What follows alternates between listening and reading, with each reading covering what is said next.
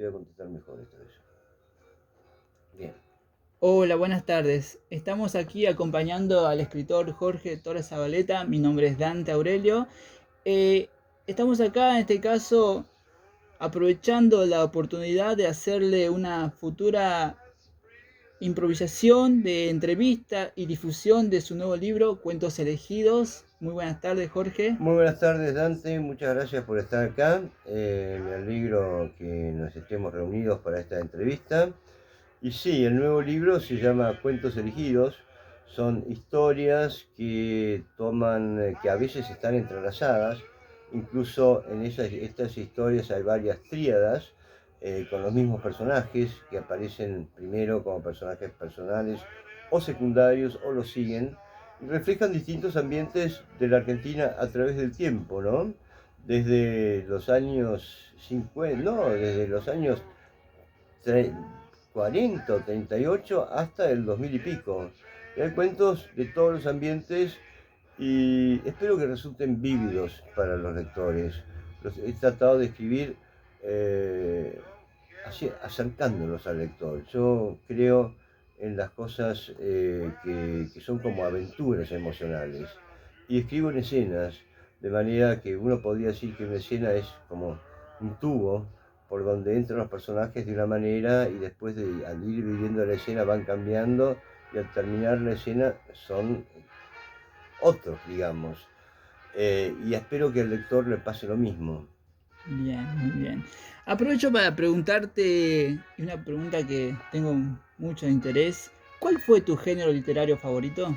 Mira, primero te diría que los cuentos siempre me han interesado, porque me parece un cuento da a entender mucho. Creo que el cuento es como la hoja de un árbol, y esa hoja te permite imaginar al árbol. Es como que la novela es el árbol, y uno tiene que contar mucho más. Tiene que contar cómo surgió ese árbol desde el principio, tiene que contar cómo tiene una novela, generalmente tiene una o varias subtramas, o sea que es como contar que en ese gran tronco de la novela hay varias ramas que equilibran o que completan esa copa frondosa de la cual podemos sacar una hoja y hacer un cuento, por ejemplo. Y hasta cuenta la distancia entre las ramas, ¿no? Porque, como dice Silvino Campo, las audaces ventajas del silencio. Y la trama tiene que tener la forma de una especie de río que corre, encajonado entre murallones de piedra, para que eso no forme, para que esa narración no se estanque, ni forme una especie de charco o laguna, y que el lector se encuentre con el tedio. Uno tiene que evitar el tedio a toda costa, es decir, pensar en el lector. Creo que eso es muy importante. Perfecto, perfecto, perfecto. Siempre pensando en el lector. ¿Y cuál fue tu primer libro de cuentos Y que hayas leído? el primer libro de cuentos que leí, yo no sé si no fue Las Mil y una Noches, en, la, en alguna edición, creo que fue la de Burton, eh, y la verdad es que tengo Stevenson también, Wells, qué sé yo, son tantos. Podría hacerte una lista larga si me dieras un poco de tiempo para pensar. Pero ahora lo que creo es que siempre me han gustado los cuentos de aventuras y de viajes, los cuentos donde sucede algo mágico o inesperado, ¿no? Me parece que un cuento no puede ser aburrido en las primeras líneas. Las primeras líneas tienen que enganchar al lector y tiene, aunque cuente una situación común, tiene que ser inesperado. Por ejemplo, te citaría el cuento Ómnibus de Cortázar, donde nadie que lo haya leído se va a olvidar de ese ómnibus en particular, ni de ese viaje. Y te citaría a la misma Metamorfosis de Kafka, donde habla de gente muy común, pero con un hecho inusitado. Y un final donde todo vuelve a su causa, ¿no? Y es un final lógico y en cierta forma cruel. Y del pobre Gregorio Samsa ya nadie se acuerda porque lo que le interesa a esa gente es la placidez burguesa, ¿no? Sí. Y esa aventura queda dolorosamente marcada por eso. Él ya no le sirve. Es muy triste ese cuento y tiene notas de humor también, pero como en todo Kafka, y es un cuento inolvidable. Perfecto. Y aprovecho ahí, me desprendo una pregunta Sí. ahora. ¿Quiénes son tus escritores favoritos?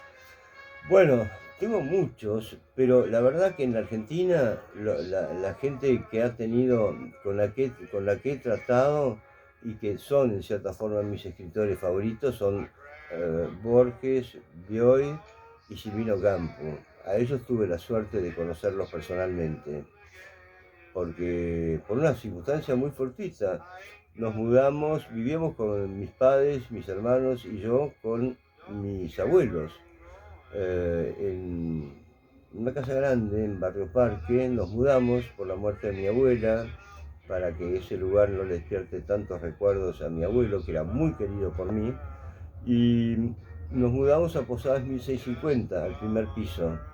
En el quinto piso vivían dos Bioy, y ese día de la mudanza me llega, yo estaba cansado de acarrear y de empujar muebles.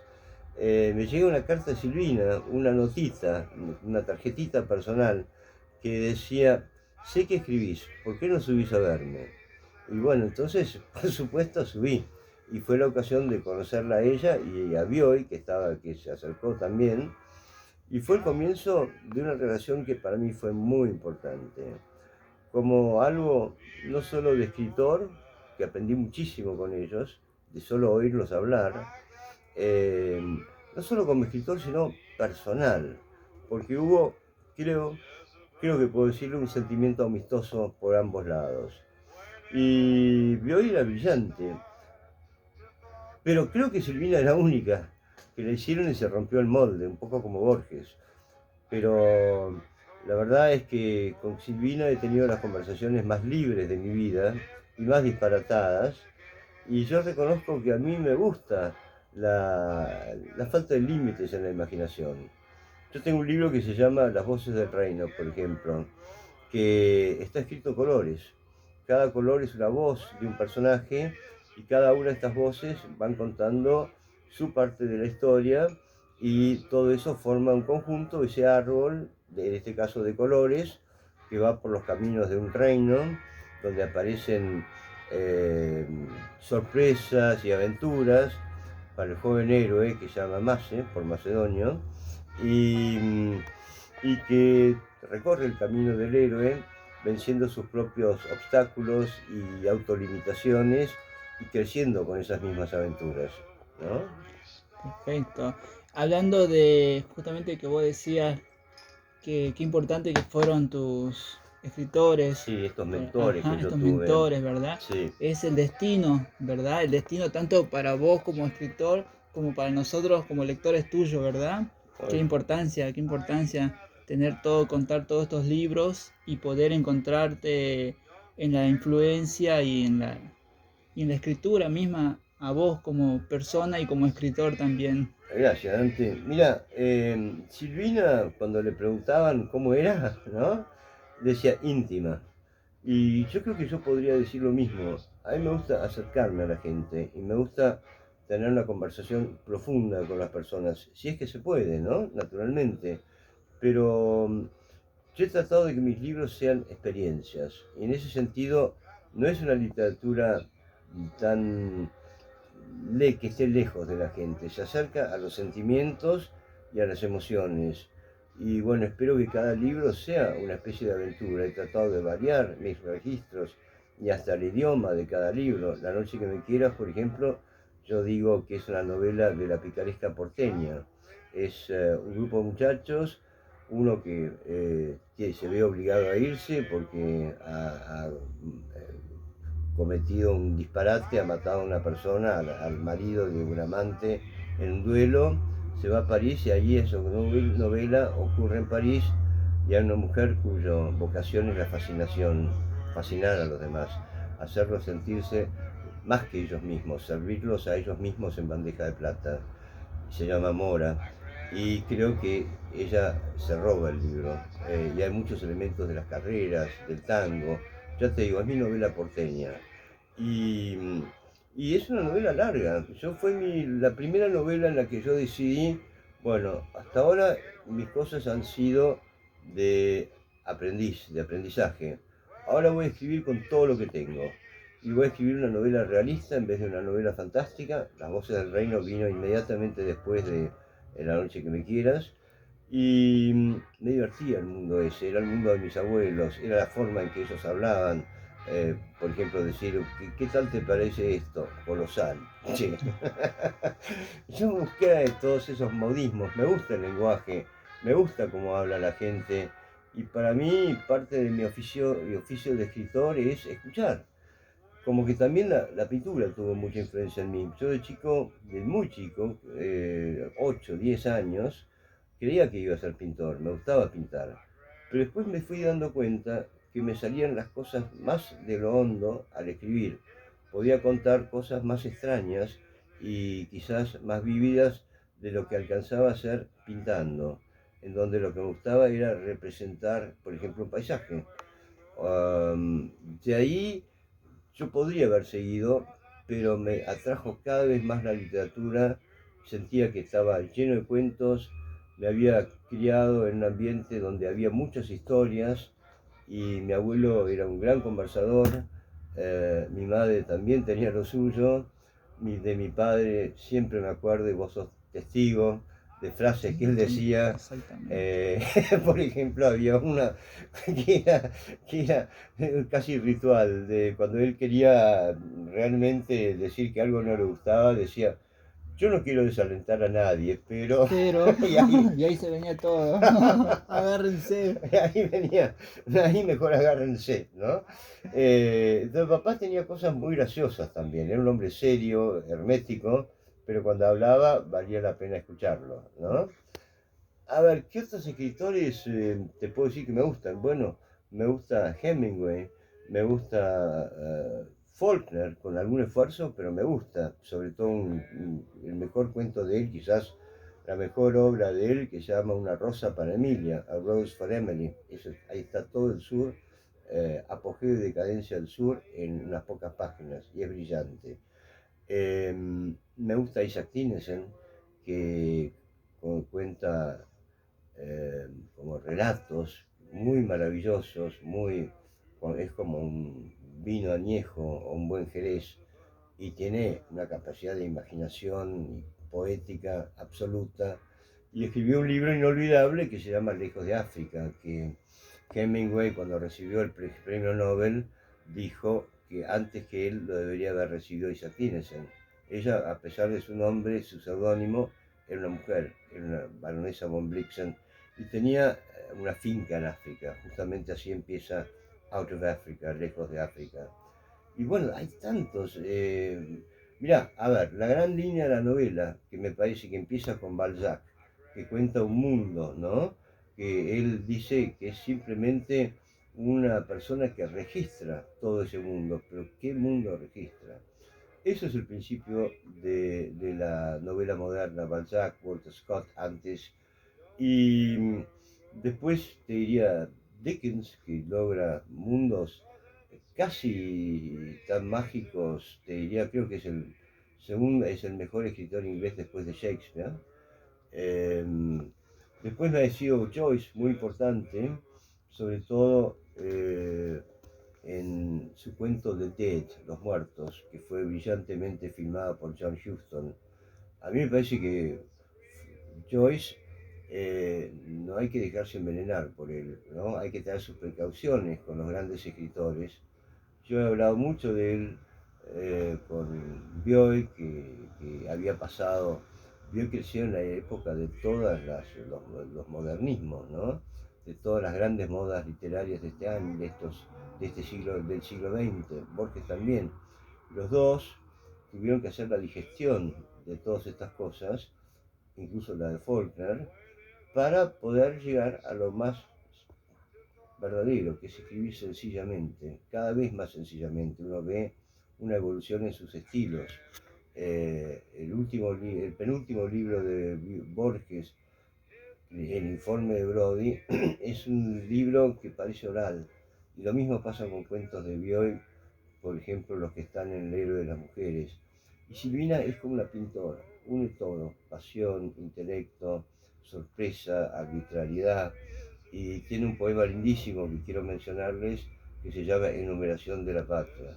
Oh desmedido territorio nuestro, violentísimo y párvulo, te muestro como un infiel espejo. Y sigue de una forma brillante, llena de imágenes, y tiene más imágenes que Borges y que Bioy. Así que Bioy es un gran constructor, un gran arquitecto, que ensambla sus cuentos de una manera perfecta, no sobra una palabra. En ese sentido yo diría que mejor cuentista que Joyce, ¿no? Joyce, los cuentos de él no me gustan mucho, los cuentos de Dubliners, salvo The Dead, que es el último. Y yo he oído que Joyce se quejaba después en su vejez, incluso después de esa obra casi incomprensible para todo el que no fuera él, que es el Finnegans Wake, que vio que Joyce se arrepentía un poco o bastante de no haber seguido el curso que le indicaba The Dead, que podría haber hecho cuentos brillantes. El Ulises es un libro donde uno siempre siente, creo yo, quizás salvo en el diálogo de Molly Bloom, un sabor un poco desagradable, ¿no? Porque Joyce tenía sus emociones mezcladas, como tenemos todos, con Irlanda y con Dublin. Y bueno, es un gran escritor, pero no hay que ser esclavo de Joyce ni de nadie, hay que ser uno mismo. Lo más importante es que cada libro sea un jalón que a la vez nos permita ir descubriendo distintas áreas de uno mismo. Y ahora me acuerdo de una frase de Voltaire, que te he citado, que es: el hombre es un remolino que presenta una sola cara. Exactamente. Que se parece un poco a las reflexiones de Freud sobre la psiquis y el alma humana, ¿no? Que somos todos, todos tenemos todo, y la gran prueba es Shakespeare, que expresó todo, todo, todo. Y creo que un escritor no, no puede quedarse estancado. Es como esos pintores que hacen durante 30 años casi el mismo cuadro o variaciones de una misma. Yo me he propuesto hacer todo lo que yo podía. Y he escrito comedias, tragedias, cuentos trágicos, novelas que espero que sean como una obra de Mozart, por ejemplo, donde los distintos puntos y contrapuntos finalmente se mezclan en una armonía que de la copa de ese árbol del que te hablaba antes, ¿no? Exactamente. ¿Y ahora qué estás escribiendo? Bueno, ahora acabo de publicar Cuentos Elegidos y estoy escribiendo volúmenes, publico una trilogía sobre el campo, se llama El campo salvaje, ocurre en 1870 y cuenta como el primer florecer de la Argentina.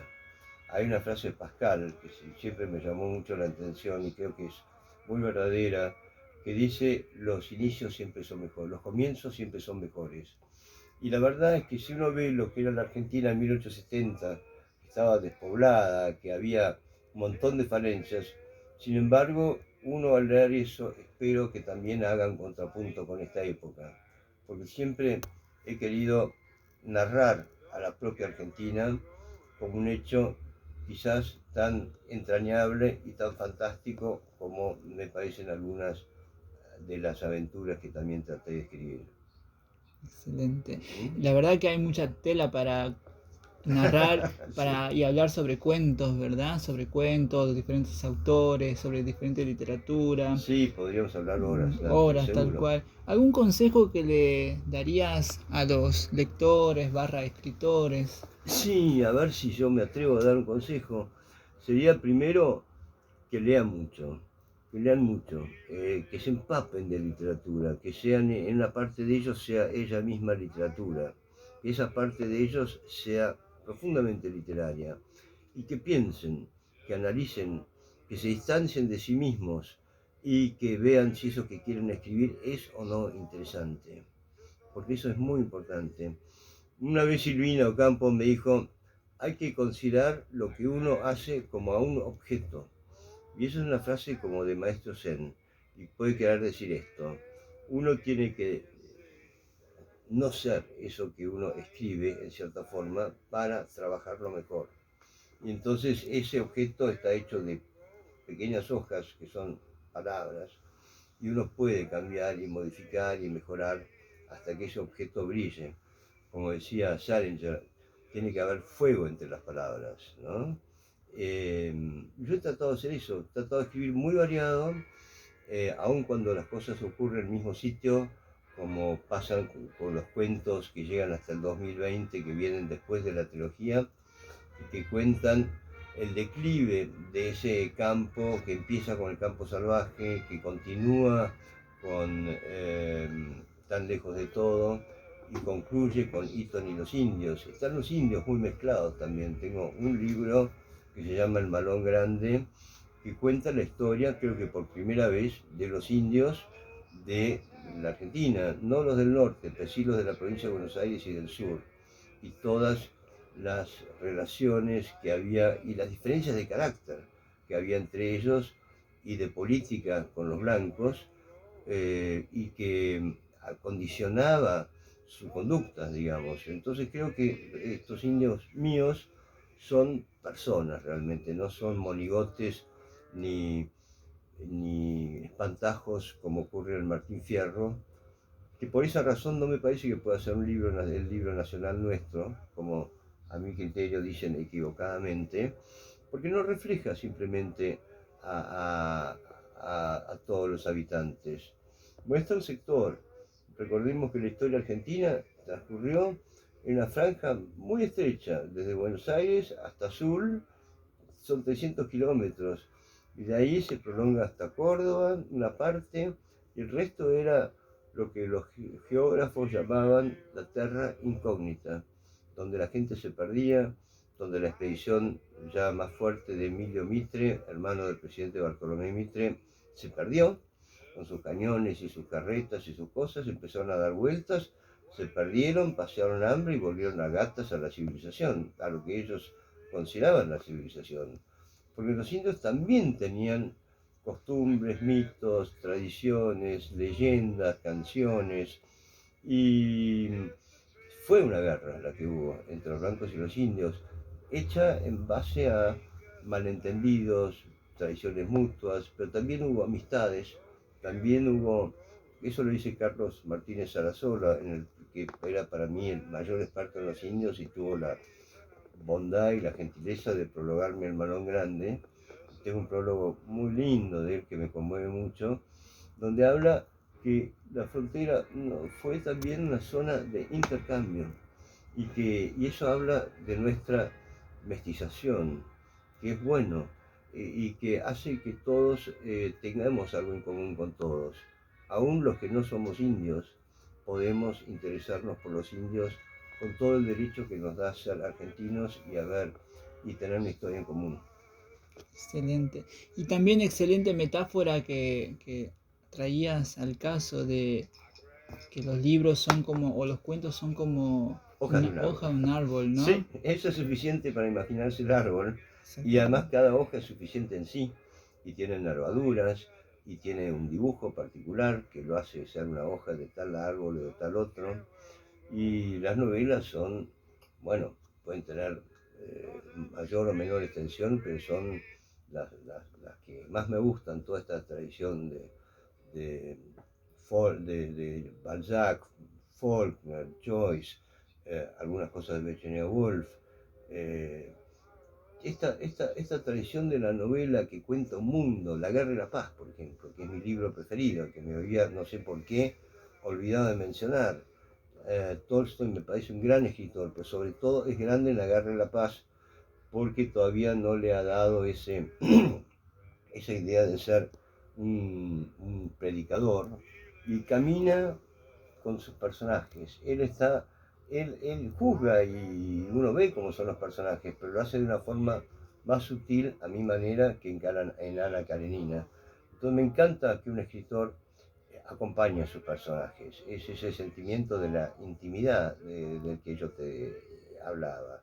Me gusta eso, me gusta una proximidad. Me gusta que te cuenten algo como si te contaran en voz baja un secreto, ¿no?